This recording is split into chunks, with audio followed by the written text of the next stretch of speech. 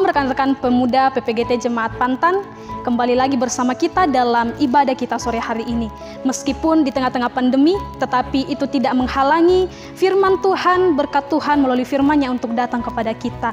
Maka dari itu mari kita siapkan hati kita untuk menghadap kepada Tuhan. Mari kita memuji Tuhan, kita menyanyi dari pelengkap Kidung Jemaat nomor 16. Mari kawan-kawan.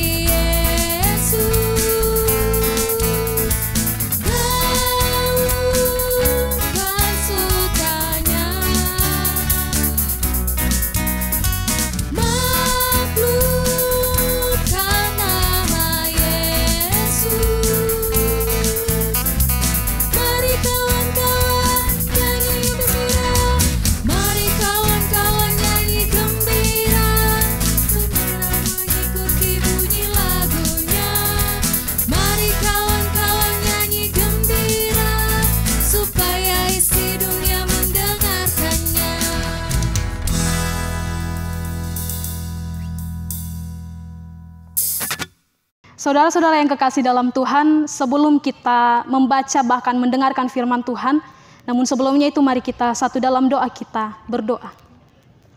Syukur kepadamu ya Tuhan untuk segala berkat yang Tuhan selalu nyatakan dalam kehidupan kami. Kami percaya ya Tuhan bahwa Engkau selalu mengasihi kami. Meskipun di tengah-tengah pandemi, namun itu tidak menjadi penghalang bagi kami untuk tetap beribadah kepada Tuhan. Dan pada saat ini ya Tuhan, kami telah menyiapkan hati kami untuk mendengarkan firman-Mu. Ajar kami ya Tuhan untuk menjadi pendengar firman yang baik dan kami dapat memperlakukannya dalam setiap langkah kehidupan kami. Berkati kami ya Tuhan, curahkan kami dengan Roh Kudus-Mu sehingga kami bisa mengikuti ibadah ini dengan baik. Ini doa kami, ini ungkapan syukur kami. Dalam nama anak-Mu Yesus Kristus kami berdoa. Amin. Saudara-saudara yang kekasih dalam Tuhan, pembacaan kita pada saat ini terdapat dalam Injil Matius pasal 14 ayat yang ke-22 hingga ayat yang ke-33. Yesus berjalan di atas air. Sesudah itu Yesus segera memerintahkan murid-muridnya naik ke perahu dan mendahuluinya ke seberang. Sementara itu ia menyuruh orang banyak pulang. Dan setelah orang banyak itu disuruhnya pulang, Yesus naik ke atas bukit untuk berdoa seorang diri. Ketika hari sudah malam, ia sendirian di situ. Perahu murid-muridnya sudah beberapa mil jauhnya dari pantai dan diombang-ambingkan gelombang karena angin sakal. Kira-kira jam 3 malam datanglah Yesus kepada mereka berjalan di atas air. Ketika murid-muridnya melihat dia berjalan di atas air, mereka terkejut dan berseru, "Itu hantu!" Lalu berteriak-teriak karena takut. Tetapi segera Yesus berkata kepada mereka, "Tenanglah, aku ini, jangan takut." Lalu Petrus berseru dan menjawab dia, "Tuhan, apabila Engkau itu, suruhlah aku datang kepadamu berjalan di atas air."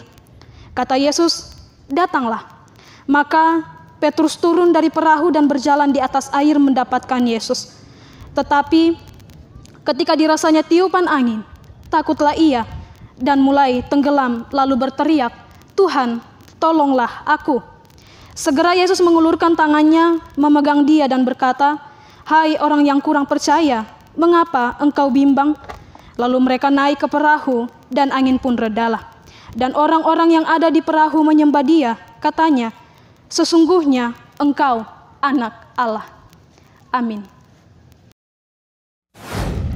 Saudara-saudara yang kekasih dalam Tuhan, Tuhan pasti tolong. Hidup yang kita jalani menyuguhkan banyak cerita, kadang suka, kadang duka, Dan terkadang hidup kita berjalan dengan baik-baik saja, tanpa ada masalah, segala sesuatunya berjalan dengan baik. Tapi di satu titik, hidup kita berubah. Hidup kita penuh dengan masalah, hidup kita dipenuhi dengan kekalutan. Kemudian itu berdampak pada pikiran kita. Pikiran kita kemudian terbebani, kita kemudian merasa bahwa hidup kita hancur. Pikiran yang kalut dan juga terbebani akan berdampak pada stres. Pikiran yang sedang tidak baik-baik saja juga berdampak pada pola perilaku kita.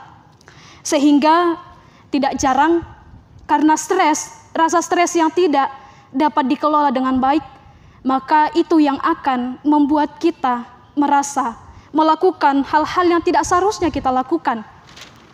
Hal-hal yang Tuhan tidak inginkan untuk kita lakukan. Terkadang kita melupakan Tuhan di tengah-tengah keadaan yang menghimpit kita, di tengah-tengah keadaan yang tidak kita inginkan dalam hidup kita. Itulah sebabnya terkadang seperti yang terjadi di akhir-akhir ini, kasus bunuh diri banyak terjadi. Mengakhiri hidup dengan harapan bahwa setelah itu kita tidak akan merasakan apa-apa lagi. Bukan itu caranya. Sebagai kita yang mendengar berita itu, terkadang kita berpikir bahwa sebesar apa masalah yang mereka rasakan. Kita kaget, kita heran, mengapa tindakan-tindakan tersebut, tindakan yang seharusnya tidak dilakukan, menjadi sesuatu yang sangat mudah untuk dilakukan. Kita hanya bisa heran, kita hanya bisa bertanya-bertanya dalam diri kita hanya bisa kecewa, kita hanya bisa bergumam dalam diri kita sendiri, kita tidak bisa mempersalahkan siapapun. Namun yang pasti bahwa tindakan itu adalah tindakan yang Tuhan tidak inginkan. Tindakan bunuh diri adalah tindakan yang tidak seharusnya kita lakukan sebagai akhir dari sebuah masalah. Saudara-saudara yang kekasih dalam Tuhan, berbicara mengenai masalah, memang kehidupan kita tidak akan pernah terlepas dari yang namanya masalah. Cobaan akan datang kapanpun dan waktu yang kita tidak tahu. Dan mari kita ketahui bahwa seberat apapun cobaan yang hadir dalam kehidupan kita, itu semata-mata untuk menguji iman kita. Sejauh mana kita bisa berpegang kepada firman Tuhan, dan sejauh mana kita mengharapkan Tuhan dalam kehidupan kita. Saudara-saudara, dalam pembacaan kita sama seperti murid-murid Tuhan Yesus yang telah bersama-sama dengan Tuhan Yesus, dalam pembacaan-pembacaan sebelumnya ketika kita baca, kita akan melihat bagaimana Tuhan Yesus sudah memberi makan 5.000 orang dengan sangat ajaib, hanya dengan 2 ikan dan 5 roti. Tuhan bisa sanggup memberi makan 5.000 orang yang ada pada saat itu. Itulah sebabnya orang-orang yang datang menganggap Tuhan Yesus bahwa dia adalah raja, dan mereka akan menjadikan Yesus sebagai raja di dunia. Tetapi ini yang Yesus hindari. Itulah sebabnya Yesus menyuruh murid-muridnya untuk pergi lebih dahulu, mendahulinya ke seberang. Karena Yesus tidak ingin dijadikan sebagai raja di dunia, itulah sebabnya Yesus menghindari kerumunan orang itu. Yesus menyuruh murid-muridnya untuk mendahului dia ke seberang. Dan murid-muridnya awalnya mereka tidak mau untuk mendahului Yesus ke seberang. Awalnya mereka menolak. Mengapa Yesus menyuruh mereka untuk pergi sementara Yesus tidak ikut dengan mereka? Itulah sebabnya karena taat, murid-murid ini kemudian mengikuti apa yang diperintahkan oleh Yesus. Setelah murid-murid ini naik ke perahu dan mulai untuk mendayung perahu mereka, kemudian sudah berapa mil jauhnya dari daratan. Dan tiba-tiba di malam hari angin sakal kemudian datang.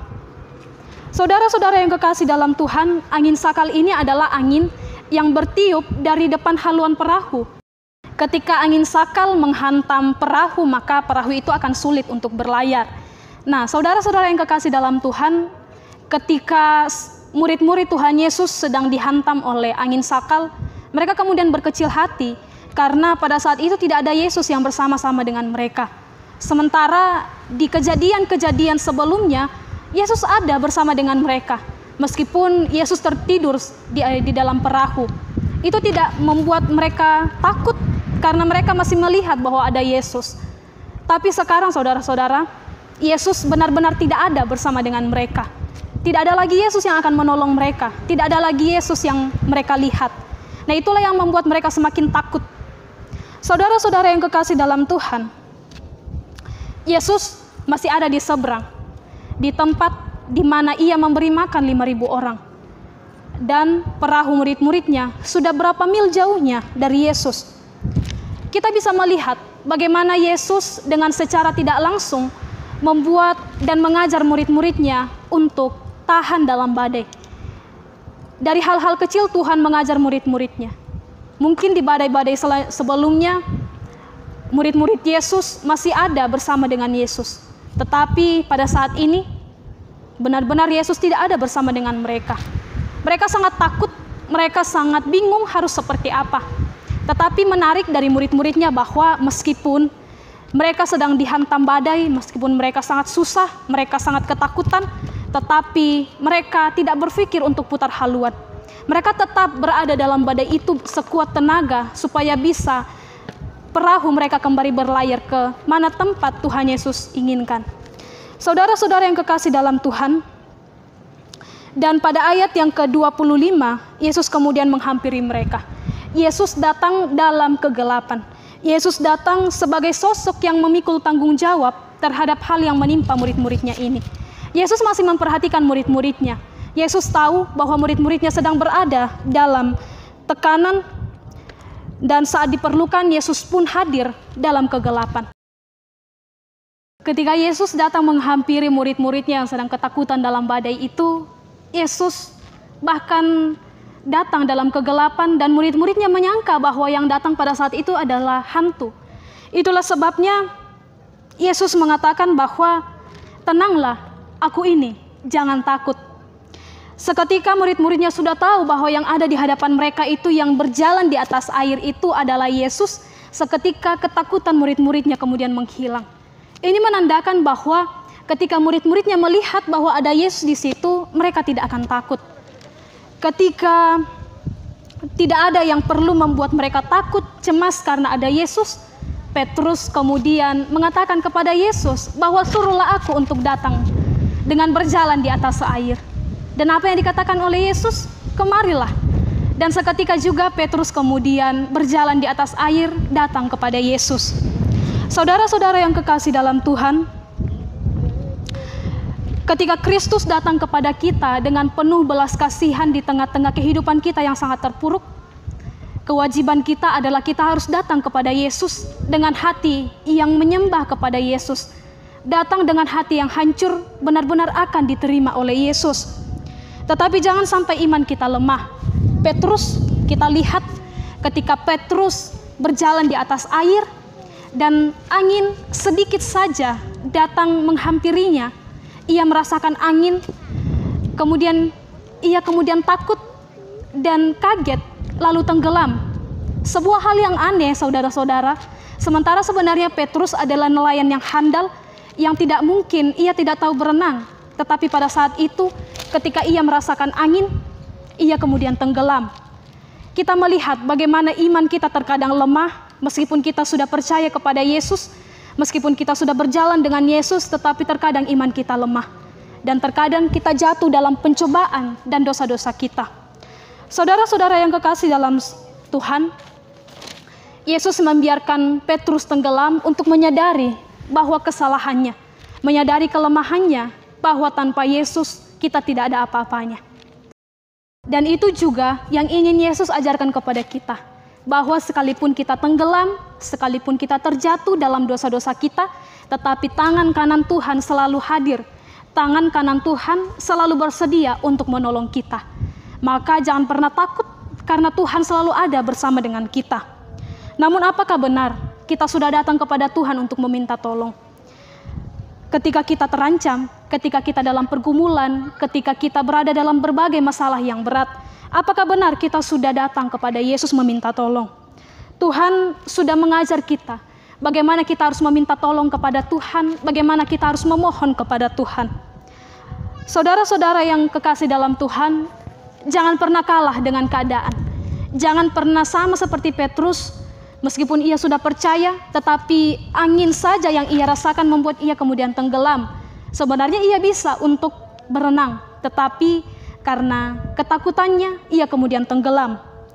Jangan kalah dengan keadaan, jangan sampai kita kalah dengan persoalan dan kehidupan kita.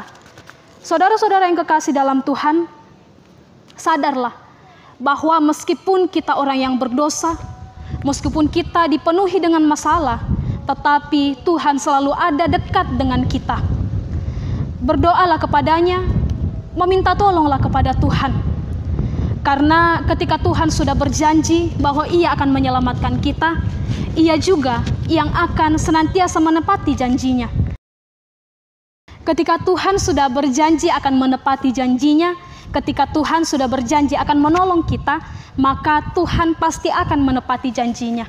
Tuhan akan ada tepat pada waktunya. Tuhan akan menjawab segala doa-doa kita dengan caranya sendiri, dengan waktunya sendiri.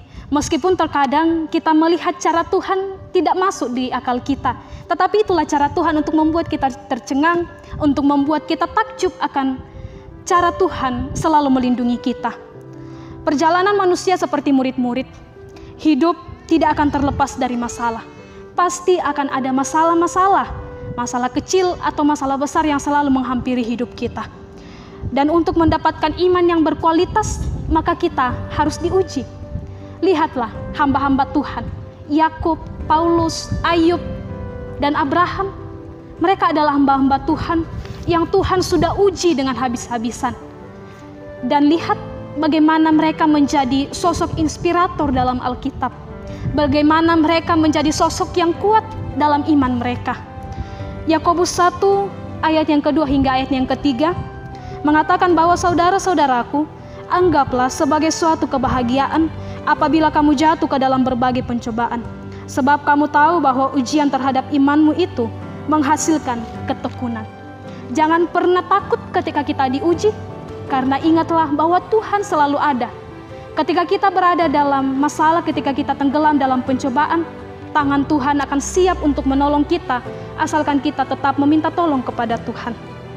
Maka bersiaplah menghadapi ujian itu, bersiaplah menghadapi ujian iman melalui segala persoalan dalam hidup kita. Ingatlah, sebesar apapun pencobaan, masalah, beban yang ada dalam kehidupan kita, Yesus pasti akan menolong kita. Saudara-saudara yang kekasih dalam Tuhan, ketika kita berada dalam pencobaan, ketika masalah kita sangat berat dalam kehidupan kita, ketika hidup kita seakan-akan penuh dengan masalah, mari datang kepada Yesus, datang meminta tolong kepada Yesus, dan berserulah kepada Yesus. Pasti Tuhan akan menolong kita, dan badai dalam kehidupan kita pasti akan berlalu. Nama Tuhan terpuji. Amin. Mari kita berdoa. Ya Tuhan Allah Bapa dalam kerajaan sorga, kami mengucap syukur kepadamu ya Tuhan, untuk segala sesuatu yang Tuhan sudah nyatakan dalam kehidupan kami. Terima kasih untuk berkat yang sangat melimpah yang Tuhan selalu berikan dalam kehidupan kami. Terima kasih ya Tuhan, meskipun di tengah-tengah pandemi kami masih diberikan kesempatan untuk mendengarkan firman-Mu. Kiranya firman-Mu ini ya Tuhan yang akan selalu menolong kami, yang akan selalu menguatkan kami dalam kehidupan kami. Ajar kami ya Tuhan, ketika kami berada dalam pencobaan, ketika hidup kami terasa berat, ajar kami untuk selalu meminta tolong hanya kepadamu. Hindarkan kami ya Tuhan dari pikiran-pikiran yang akan merusak kehidupan kami. Hindarkan kami ya Tuhan dari segala hal-hal yang seharusnya tidak kami lakukan dalam kehidupan kami. Ya Tuhan Allah Bapa dalam kerajaan surga. Berdoa juga untuk anak-anak Tuhan, pemuda Tuhan dalam jemaat Pantan. Tetap berkati mereka dalam keluarga, dalam kehidupan pribadi mereka, dalam segala hal yang mereka lakukan. Kiranya ya Tuhan, apapun yang Tuhan berikan dalam kehidupan mereka, itu mereka boleh terima dengan baik, dan mereka boleh melihat semuanya itu, bahwa Tuhan selalu ada bersama dengan mereka.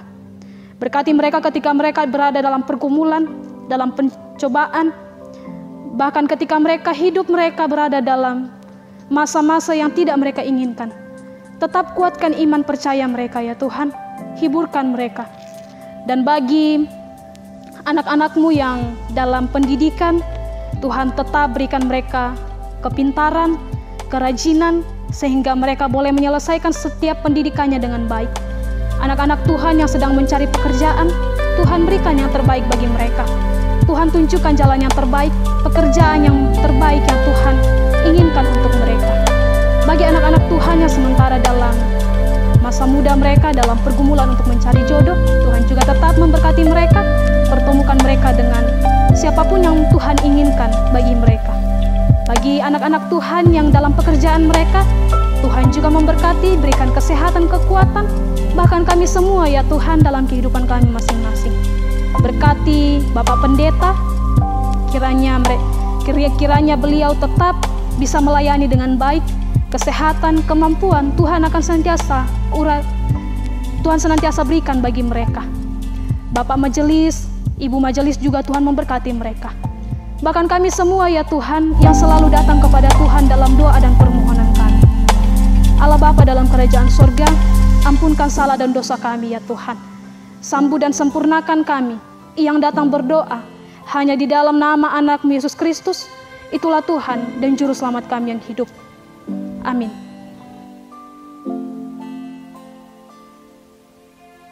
Iya, saudara-saudara, kita sudah tahu bagaimana Tuhan selalu akan menolong kita dan pertolongan Tuhan akan selalu tepat pada waktunya. Maka dari itu, mari kita berseru kepada Tuhan ketika kita sudah tidak sanggup lagi dalam kehidupan kita. Mari kita memuji Tuhan, pertolongan-Mu.